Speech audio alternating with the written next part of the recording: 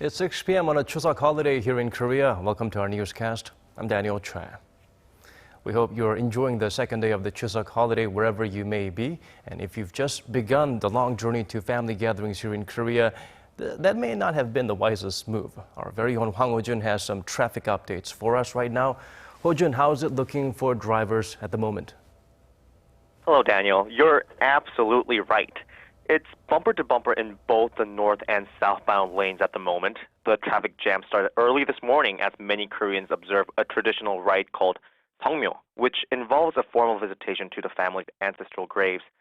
On top of that, many have also started their migration back to Seoul. The congestion reached its peak late this afternoon, and it seems to settle down just a bit. If you're leaving Seoul right now, it's expected to take 5.5 to Busan, about 2 hours and 40 minutes to Daejeon, 4 hours and 10 minutes to Gwangju, and 3 hours and 20 minutes to Gangneung. Not much difference for those trying to get back to Seoul, 5 hours and 40 minutes from Busan, 3 hours and 20 minutes from Daejeon, a little over 4 hours from Gwangju, and nearly 3 hours from Gangneung. The Korea Expressway Corporation expects nearly 5.3 million vehicles will have used the highways on Chuseok Day, which would be the highest volume of traffic ever recorded. Back to you, Daniel. All right, Ho-jun, thank you for that report. And of course, there are plenty of rest stops along the way, so hopefully drivers will be able to stretch their legs and take some time out and don't get too stressed out on the road. Well, this is the time for Korean families to get together at their ancestral hometowns for traditional rites, catch up and enjoy delicious dishes, which does bring up a question. What about multicultural families? Our Kim Jong-soo went out to meet some of them to find out how they spend Chuseok. For the holiday season, the Manners Education Center, run by the city of Yongin just south of Seoul, prepared a special event in collaboration with its Multicultural Family Support Center. Over 20 people from a variety of nations, including Vietnam, the Philippines, and Indonesia, accepted the invitation for one main reason. They want to better understand Korean culture and customs. Right now, a group of people from multicultural families has gathered here to learn how to make songpyeon, a traditional Korean food usually eaten during the Chuseok holiday. The students first make the dough using rice powder. Next comes the filling. Mung beans are first skinned and then put into a pot and simmered for 30 minutes. As the final step, the students put the filling into little pieces of dough that have been shaped into cups, and the cups are steamed for about 25 minutes under a blanket of pine needles. Having tasted their handmade songpyeon, the new chefs were eager to try making even more at home. I can't wait to make more songpyeon for my friends and family.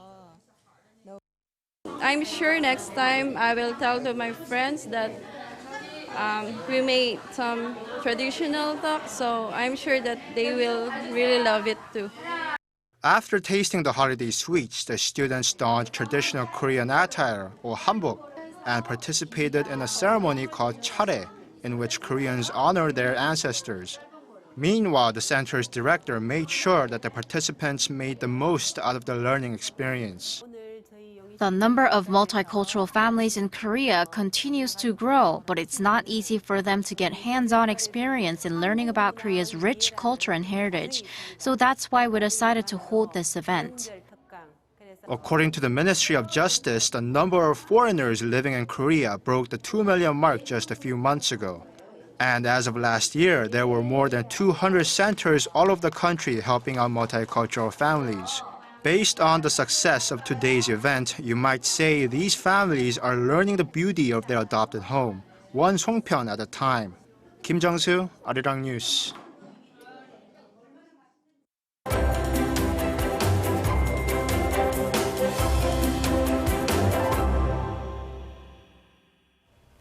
Speaking at UN headquarters in New York Wednesday, Ban Ki-moon said tension on the Korean Peninsula have never been higher.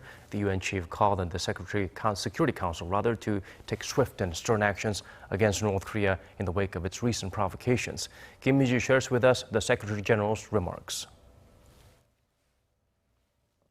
The UN chief called for unity in the Security Council and urgent action to prevent further provocations by North Korea. Speaking at a press conference at the UN headquarters in New York, Secretary General Ban Ki-moon said the tensions on the Korean peninsula are unprecedented.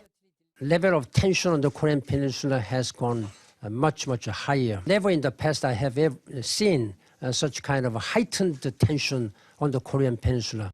North Korea conducted its fifth nuclear test last week and has already fired more than 20 ballistic missiles this year alone. Ban called on the Security Council to draw up strong sanctions and send a stern message to Pyongyang that their nuclear and missile tests must stop. He added that the U.S., along with other members of the Security Council, are discussing stronger measures. The U.S. ambassador has already begun on the detailed elements of Security Council resolution with key Security Council member states, including particularly China. Ban, who has roughly 3 months left before his term ends, says he will do his best during his time in office to ease tensions and bring stability on the Korean peninsula, as well as to get Pyongyang to join the international community. Kim Min-ji, Arirang News. China says it welcomes fresh UNSC sanctions on North Korea following the regime's fifth nuclear test, but it opposes any sanctions by individual countries. That's according to the Chinese Foreign Ministry's report on a phone conversation between Foreign Minister Wang Yi and his Japanese counterpart Fumio Kishida. Minister Wang acknowledged that Pyongyang's nuclear test was a violation of UN resolutions and vowed to work with the international community to take sterner measures in response. However, the Chinese foreign minister pointed out sanctions by individual countries may do more harm than good, seemingly directed at the U.S. and Japan, which indicated they may impose independent sanctions on Pyongyang. New data from Statistics Korea shows just how expensive it is to live in the big city here in Korea. According to the latest inflation numbers for the second quarter, basic consumer prices in Seoul rose 0.7% from a year earlier, the highest figure among 17 cities and provinces.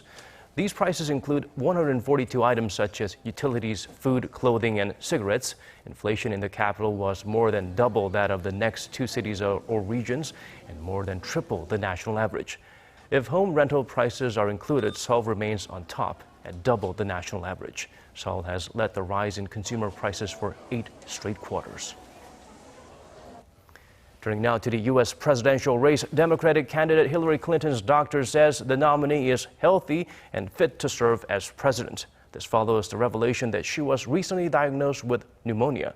Clinton's personal physician said the candidate was diagnosed with mild, non-contagious bacterial pneumonia and is recovering well with antibiotics and rest. Concerns arose last weekend when Clinton collapsed at an event in New York City, concerns which were compounded by a perceived lack of transparency regarding her health. Meanwhile, Republican nominee Donald Trump revealed more of his own medical records in the form of a one-page physical exam report. Trump reportedly revealed it on Wednesday while appearing in Dr. Mehmet Oz's TV talk show. The president of the European Commission, Jean-Claude Juncker, gave his annual State of the Union address to the European Parliament on Wednesday, trying to rally support for the EU in the face of challenges such as Brexit. Juncker assured MEPs that the EU was not about to disappear just because Britain voted to leave. But he highlighted the UK referendum as a warning that the Union is fighting for survival against rising nationalism. The Commission chief urged European leaders to pull together and not chase votes by echoing their Eurosceptic opponents, but rather regain trust of their citizens in the European project. Typhoon Meranti has made landfall in southeastern China after battering Taiwan. The super typhoon arrived near Xiamen in the early hours of Thursday, with China's Xinhua news agency calling it the most powerful storm to hit Fujian province since record-keeping began 67 years ago. Its winds of 170 kilometers per hour uprooted trees and street signs while heavy rains flooded the streets. Most of Xiamen, home to some 3.5 million people, has lost power, and train services in the region have been disrupted. At least one person was killed in the southern Taiwan, when Typhoon Meranti passed through on Wednesday. Thankfully, Meranti has been downgraded to Category 2 from 5, and Korea will not be affected by the super typhoon. But tropical storm Malakas will have an indirect impact in the form of downpours in the southern region of the nation through to the weekend. Temperature-wise, Seoul starts Friday at 20, Gwangju and Jeju both at 21 degrees Celsius. The capital will heat up to 28, the City of Lights and the southern island to 25 later in the day. Now let's check out the weather conditions in your neck of the woods and around the world.